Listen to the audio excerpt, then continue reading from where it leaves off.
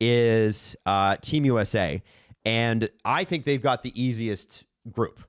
Easily the easiest group. And so they might be a sleeper to be the number one seed in the tournament because of it. Like it's a really, really easy go. This is the quiet reality of the 2026 Winter Olympics. Team USA has entered the tournament with less fanfare than Canada, and that has shaped early perception. They are being viewed as secondary contenders, but depth, defensive mobility, and prime age production suggest the competitive balance may be closer than assumed. And once the roster is examined closely, it becomes clear Team USA is far better than most people think. The idea that the United States enters Milan as a step behind is rooted more in reputation than structure. Canada carries historical gold medals and generational name. That history defines the American approach. USA Hockey named Auston Matthews as captain for the Milano Cortina game. Charlie McAvoy and Matthew Tkachuk were selected as alternate captain. This structure mirrors the leadership group deployed in recent international competition. There was no overhaul following their most recent international loss. No reactionary shift in identity. The same core remains intact. Matthews enters the Olympics in his prime years. In recent NHL seasons, he recorded a 60-goal campaign and consistently ranked among league leaders in shot generation and two-way impact. His usage extends beyond scoring. He handles defensive zone deployments, late-game shifts, and matchup responsibilities against elite centers. The captaincy formalizes his role as a central pillar of the roster. The most recent international comparison between the United States and Canada came in the Four Nations face-off final. Canada won 3-2 in overtime. The difference was a single goal beyond regulation. The United States did not surrender control of the game. It did not concede structurally. It pushed the tournament favorite into sudden death. Over time, margins reflect parity. The result demonstrated that the gap between these two rosters is narrow. One defensive read, one power play sequence, one bounce separated the teams. The structural framework held. Defensive construction may be the most underappreciated advantage on this roster. Quinn Hughes, Adam Fox, and Charlie McAvoy anchor a blue line built for modern international play. Hughes and Fox have each produced elite offensive numbers from the defensive position in recent NHL seasons. Both have been finalists for the Norris Trophy. McAvoy provides physicality, defensive reliability, and penalty kill deployment against top line. International hockey rewards defensemen who retrieve pucks efficiently and exit the zone under pressure. Larger ice surfaces create more lateral space. Teams that move the puck cleanly reduce extended defensive zone time. The American defensive core is constructed around mobility and transition speed. Depth extends through all three defensive pairings. No single pairing carries disproportionate responsibility. Each unit can handle offensive zone activation and defensive zone containment. In condensed tournaments, this reduces fatigue and limits matchup exposure. Goaltending may represent the clearest measurable advantage. Compared to the ongoing debate surrounding Canada's crease, the United States enters the Olympics with stronger recent NHL regular season metrics among its projected starters. American goaltenders have posted higher save percentages and more consistent performance trends in recent seasons. Stability in the crease removes distraction. Olympic tournaments hinge on limited game. Clear deployment hierarchy reduces mid-event uncertainty. The United States does not enter Milan facing questions about its starting goaltender. Preparation remains uninterrupted. No single American line carries the burden of generating offense alone. Deployment flexibility allows the coaching staff to maintain pace across four lines. Balanced usage reduces fatigue entering elimination round. The Olympic format amplifies these structural traits. NHL participation returns after a 12-year absence. Many players across all nations are making Olympic debuts. Prior Olympic experience is less concentrated than in previous eras. Current roster construction matters more than historical medal counts. Group stage play precedes elimination round. Seeding influences quarterfinal matchups. The United States roster is built to sustain performance across stylistic variation. Defensive mobility supports adjustments against heavier forechecking teams. Forward speed pressures slower defensive units. Special teams add another layer of structural strength. Mobile defensemen facilitate lateral puck movement on the power play. Penalty kill units include forwards accustomed to defensive zone responsibility in NHL competition. International rules place emphasis on discipline. Special teams efficiency often determines knockout outcome. Public framing often emphasizes Canada's generational star power. That emphasis can obscure structural parity. The United States does not rely solely on individual brilliance. It operates through balance, mobility, and deployment clarity. The overtime result at Four Nations underscored how thin margins can be at the international level. A single possession can decide elimination game. The United States demonstrated it operates within that margin consistently. This Olympic cycle presents a new environment. NHL players return after a prolonged absence. Chemistry must develop quickly. Coaching continuity and defined leadership become central. The United States enters Milan without structural uncertainty. The narrative may continue to position the United States as secondary. That narrative is rooted in historical memory. The measurable components of this roster suggest something closer to equivalence. Execution will determine outcomes once competition begins. Leadership is established. Defensive mobility is among the strongest in the field. Goaltending metrics compare favorably. Prime age production aligns with tournament demand. Public perception may take time to adjust. The structure is already in place.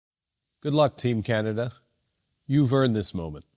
After long days and late nights, through discipline, sacrifice, and relentless effort, you're ready to compete at the highest level. The wait is over. The biggest rivalry in hockey has reached the Olympic stage once again. Team Canada and Team USA arrive in Milan with usually look like, but nothing set in stone yet. Well, for me, it's Celebrini, McDavid, Wilson. I love that. I think that that's a really good line. I saw how they come together there. And the reason McDavid, who's going to have the biggest spotlight on him, he's going to shoulder a lot of the responsibility for this team, as he should, and he's ready to do. But Tommy Wilson on that right side of him. The 2026 Winter Olympics in Milano Cortina mark a major return for international hockey. For the first time since 2014, NHL players are competing in the Olympic Games. The league paused its season to allow full participation. This decision changed the level of competition immediately. Canada arrived with a roster built from elite NHL talent, international experience, and Olympic success. Team Canada officially named its men's Olympic roster on December 31st, 2025. The team includes 25 players, all with professional experience. The roster was selected by Hockey Canada after months of evaluation. The group combines veteran leadership, playoff-tested stars, and players with past international success. Sidney Crosby was named captain of Team Canada. The decision was announced before the team traveled to Milan. Crosby has won 2 Olympic gold medals in 2010 and 2014. He scored the overtime goal that decided the gold medal game at the 2010 Vancouver Olympics. His Olympic experience spans more than a decade. Canada's leadership group also includes alternate captains drawn from top NHL teams. These players have logged hundreds of playoff games. Several have worn the maple leaf in world championships and best-on-best tournaments. This structure gives Canada stability on the ice and clarity in decision-making during high-pressure moments. The Canadian roster is built around depth. Every line includes players who contribute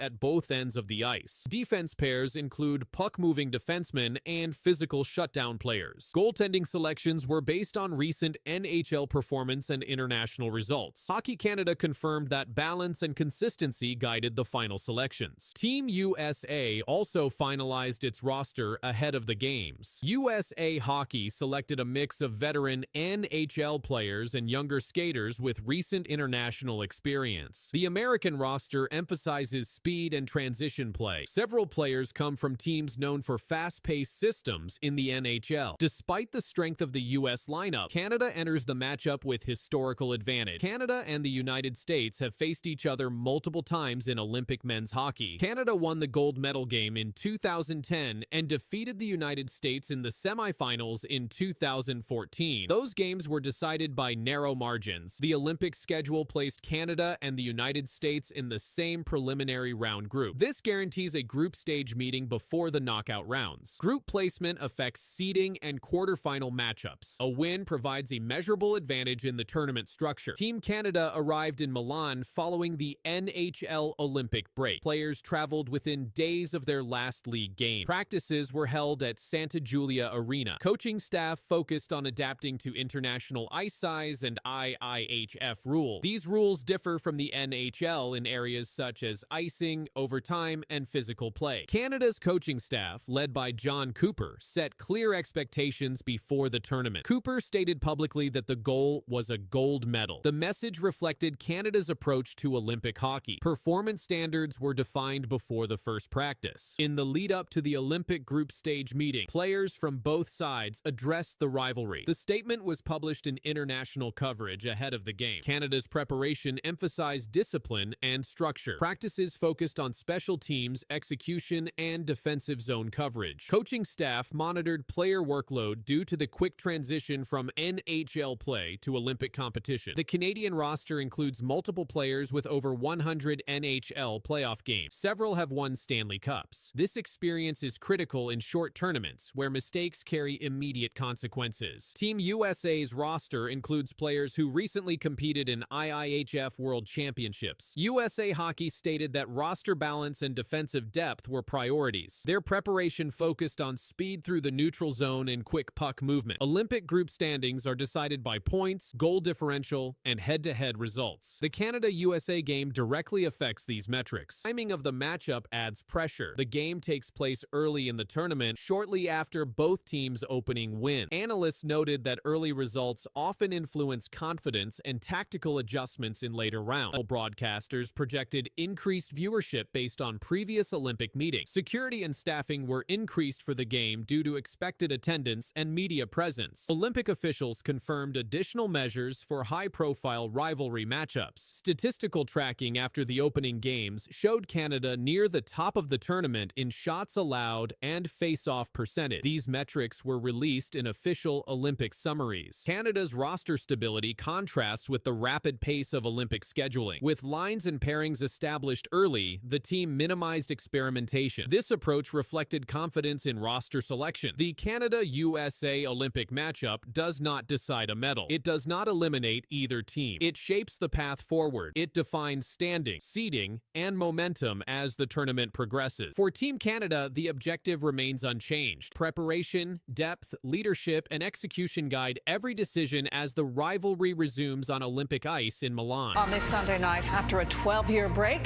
NHL players return to the Olympics. Excited to be here, definitely. With Olympic gold on the line, Sidney Crosby is named Team Canada captain. Two captains were chosen, and Olympic hockey changed instantly. One decision came from the United States. The other came from Canada. NHL players are back after 12 years away, and leadership is now locked in. What happens next will shape every game, every matchup, and every medal race that follows. The Olympic men's ice hockey tournament in Milan entered a new phase after leadership announcements from the two most watched teams. The United States named Auston Matthews as captain. Canada named Sidney Crosby. Both decisions were confirmed by national federations and reported by Reuters. The appointments came days before competition began, with NHL players returning to the Olympics for the first time since 2014, and attention quickly followed. USA Hockey announced that Matthews will lead the American roster at the Milano Cortina 2026 Winter Game. The decision kept the same leadership group used during the Four Nations Face-Off tournament earlier this year. Charlie McAvoy and Matthew Tkachuk were also named All-Toronto Maple Leafs. Before leaving for Olympic duty, he recorded 26 goals and 22 assists in 51 NHL games this season. USA Hockey confirmed that this will be Matthews' first Olympic appearance as team captain. Team officials stated that the leadership group was selected based on previous international experience and recent tournament roles, and the announcement came shortly after the team arrived in Milan. The United States held its first on-ice practice at the Santa Giulia Arena, the primary venue for the men's tournament. According to tournament schedules released by Olympic organizers, Team USA will open group play against Latvia. Practices were held with full NHL participation, marking the league's official return to Olympic competition after a 12-year absence. On the same day, Hockey Canada confirmed its captain. Sidney Crosby was named to lead the Canadian men's team. team. Crosby is 38 years old and plays center for the Pittsburgh Penguins. This will be his third Olympic game. He previously captained Canada at the 2014 Winter Olympics and scored the gold medal winning goal at the 2010 Games in Vancouver, a moment referenced repeatedly in official coverage. Hockey Canada stated that the trio had already worked together during the Four Nations Face-Off tournament, and the structure was maintained heading into the Olympics. Canada's roster was finalized in late December after an initial 6-player announcement earlier in the year. Both teams arrived in Milan within days of the announcements. NHL players from across the league joined national camps as Olympic competition approached. With captains now confirmed, attention shifted from roster selection to performance, and the tournament moved closer to its opening face-offs. The leadership announcements also highlighted the broader shift taking place inside Olympic hockey. NHL participation returned after the league reached agreements allowing players to compete in the Winter Games for the first time since 2014. According to NHL and Olympic officials, 148 NHL players are participating in the men's tournament in Milan, with more than 120 making their Olympic debut. That return reshaped team expectations immediately. On the American side, USA Hockey emphasized stability. According to Reuters, team management viewed recent international chemistry as a factor in maintaining the same structure entering Olympic play. The United States men's team has not won Olympic gold since 1980. That fact has been referenced repeatedly in coverage surrounding the NHL's return. With Matthews leading the roster, Team USA Open preparations focused on international ice dimensions, rule adjustments, and condensed scheduling. Practices in Milan followed a compressed timeline as teams adjusted quickly. Olympic officials confirmed that fighting is prohibited under international rule, consistent with past Olympic tournaments. NHL players entering the games were briefed on officiating standards, penalties, and discipline policies ahead of competition. That adjustment applied to all teams equally as tournament play approached. Canada and the United States were placed in separate preliminary groups, meaning a potential meeting would only occur during elimination rounds. Schedules released by organizers showed both teams facing multiple opponents before advancing to quarterfinal play. Seeding and point totals from group matches will determine advancement. As the tournament moved closer to its opening games, team arrivals, practices, and leadership confirmations dominated coverage. NHL players settled into Olympic villages and training facilities. With captains named and rosters locked, the focus shifted away from selection and toward results, and the next phase of Olympic hockey officially began.